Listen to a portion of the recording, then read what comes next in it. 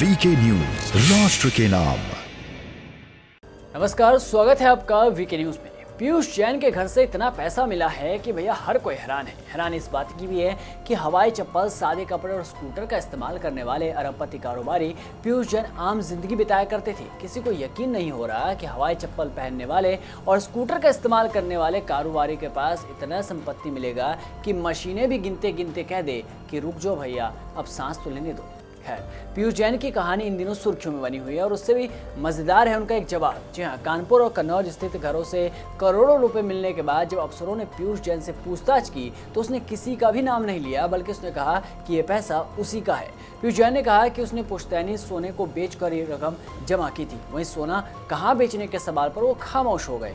छापेमारी की टीम ने जब इत्र कारोबारी के पैसे का स्रोत पूछा तो उसने कहा कि वो चाहे तो इस रकम का इनकम टैक्स काट लें और बाकी पैसा वापस कर दें। वहीं जब पूछा गया कि इतना पैसा कहां से आया तो जवाब में पीयूष ने कहा कि उसके पास घर का पुश्तैनी 400 किलो सोना पड़ा था जिसे उसने बेच दिया था। इस जवाब पर इनकम टैक्स को यकीन नहीं हुआ। जांच टीम ने सोना बेचने का कारण तुरंत पूछ लिया तो पीयूष जैन ने कहा कि मुझे पैसे की जरूरत थी, इन पैसों को मुझे बिजनेस में लगाना था। इसके बाद अफसरों ने भी तपाक से कहा कि पिछले 5 साल में एक नई फर्म नहीं खोली और ना ही कोई बिजनेस बढ़ाया है, फिर भी सोना बेच दिया।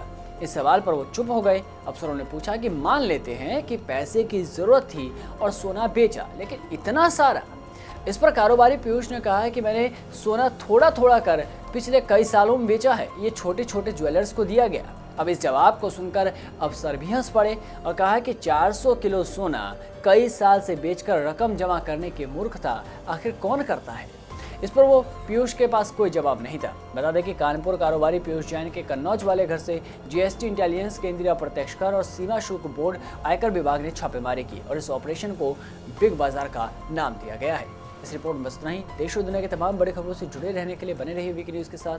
नमस्कार। ये है ड्रीम मीडिया नेटवर्क